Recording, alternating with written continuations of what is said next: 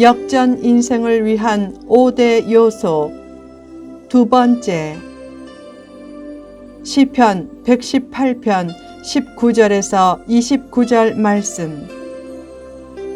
전편에 이어서 계속됩니다. 3. 교회를 사랑하라. 시인은 노래했다. 여호와의 이름으로 오는 자가 복이 있으며 우리가 여호와의 집에서 너희를 축복하였도다. 하나님은 축복하실 때 대개 교회를 통해 축복을 내리신다. 하나님은 교회를 애틋하게 사랑하신다. 그 하나님의 마음을 품고 교회를 애틋하게 사랑하면 결코 축복의 대열에서 이탈되지 않는다. 필자는 1992년 12월 12일에 결혼식을 올렸다. 설악산 신혼여행 비용으로 27만 원만 사용한 후 남은 재정으로 10일간 개척교회 비품을 준비하고 인테리어를 하면서 황량한 장소에서 추위에 떨며 혼자 새벽 예배를 드렸다.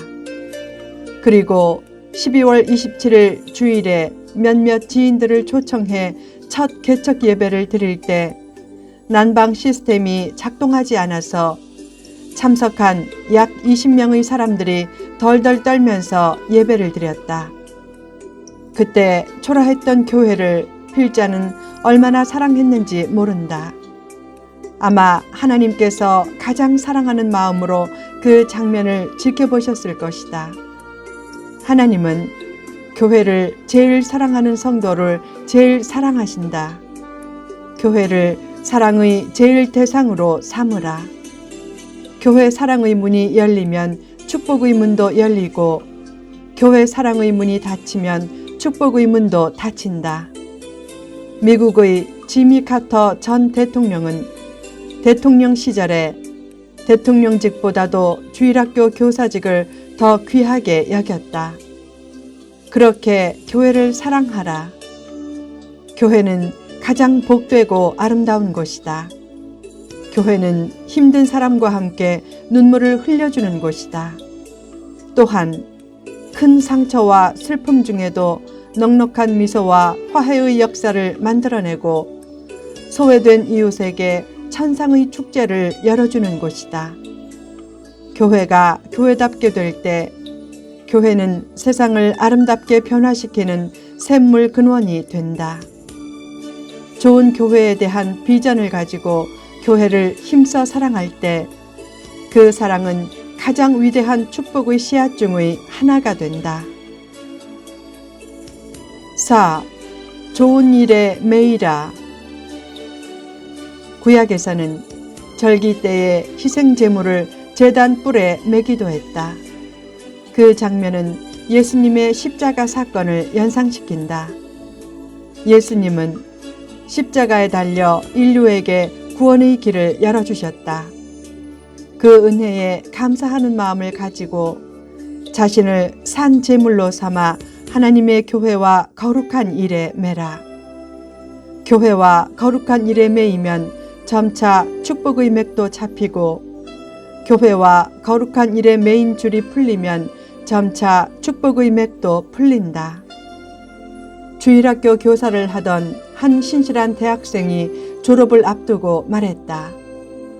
목사님, 졸업 준비에 바쁘니 금년만 봉사를 쉬게 해주세요. 목회자가 그 사정을 듣고 봉사의 줄을 풀어주었다. 그 후 청년은 주일마다 교회 뒷자리에서 간단히 예배만 드리고 가더니 점차 보이지 않았다.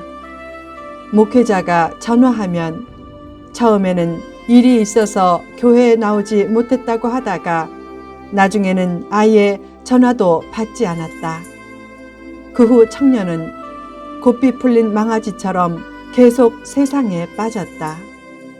토요일이면 밤새 술을 마시고 취해서 주일에 일어나지 못할 때도 많았다. 어느 날 그가 나이트클럽에 갔다가 화재로 수십 명의 청년들과 함께 타 죽었다. 너무 타서 신원 파악이 힘든 상태에서 목회자에게 전화가 왔다. 교사로 5년간 충성스럽게 봉사해서 교회로부터 받은 5년 근속 기념물을 보고 경찰이 수소문해 전화한 것이었다.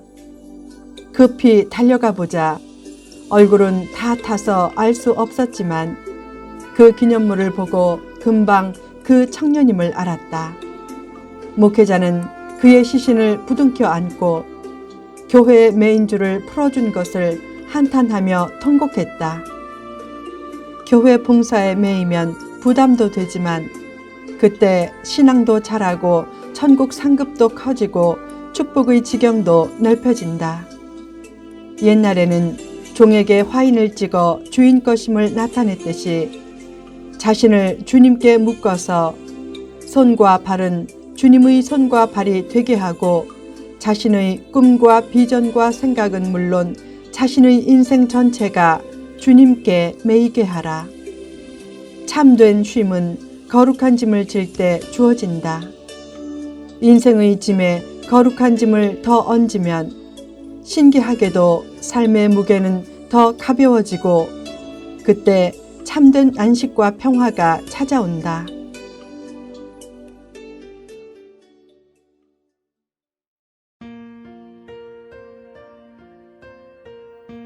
5. 범사에 감사하라. 시인은 감사를 무엇보다 중시했다. 감사 생활은 축복을 담는 그릇을 준비하는 신령한 과정이다. 하나님은 무엇보다 감사하는 마음을 원하신다. 부모가 자식에게 무엇을 바라는가? 고맙습니다 라는 진실한 말 한마디면 부모는 최고로 만족한다. 더 나아가 감사한 마음을 담아 부모님께 정성껏 선물을 드리면 부모는 그 감사를 기쁘게 받고 최고의 것을 자녀에게 유업으로 물려준다. 그처럼 하나님이 준비해 놓으신 최고의 축복을 누가 얻는가? 범사에 감사하는 사람이다. 맹모 삼천지교란 말이 있다. 맹자 어머니가 3번 이사해서 교육했다는 뜻으로서 교육 환경의 중요성을 강조한 말이다. 그 말대로라면 좋은 학원이 많은 서울 강남으로 이사 가야 하는가? 아니다. 서울 강남에는 술집도 많다. 이민을 가야 하는가? 아니다. 중요한 것은 신앙적인 환경과 분위기를 만들어주는 것이다. 이사해서 좋은 환경을 제공하는 것보다 더욱 중요한 것은 감사하는 부모가 되어 좋은 가정 환경을 만드는 것이다. 부모가 불평체질이면 자녀도 불평체질이 되고 결국 불행해진다. 반면에 어려움 중에도 부모가 범사에 감사하면 자녀도 범사에 감사하게 되고 하나님은 그런 자녀에게 축복의 문을 활짝 열어주신다. 그러므로 이사나 이민을 생각하기 전에 먼저 주어진 환경에서 감사하는 훈련부터 하라. 어떤 성도는 내 십자가가 이렇게 무거운데 어떻게 감사하는가? 라고 한다.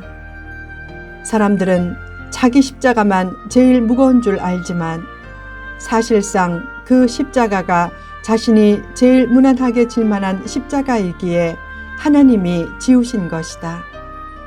자기 십자가만 너무 크게 생각하지 말고 그때도 감사하면 버린 돌이 머릿돌이 되는 축복의 역사도 구체화된다. 간절히 기도했는데 기도 응답이 없어도 감사하라. 하나님의 응답은 자기가 원하는 모양과 전혀 다른 모양으로 주어질 때도 많다. 살면서 그런 상황을 체험할 때가 얼마나 많은가. 시련을 무서워하지 말라. 우리말에서 사물의 핵심 문제에 머리가 잘 돌아가지 않으면 소갈머리가 없다 라고 하고 주변 상황에 머리가 잘 돌아가지 않으면 주변 머리가 없다 라고 한다. 요새는 농담으로 머리카락이 머리 주변부터 빠지면 주변머리가 없다라고 하고 이마와 정수리부터 빠지면 소갈머리가 없다라고 한다. 신기하게도 머리 빠지는 사람들을 보면 거의 대부분 주변머리는 잘 빠지지 않고 소갈머리만 빠진다. 왜 그런가? 잠잘 때 베개가 닿아 머리카락이 끊임없이 압력을 받고 짓밟히고 괴롭힘을 당하는 주변머리 부분은 오히려 머리카락이 빠지지 않는다.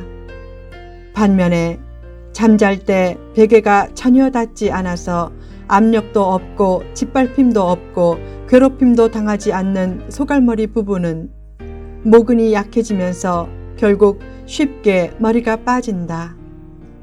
인생을 살면서 시련과 압박과 짓밟힘의 고난도 필요하다.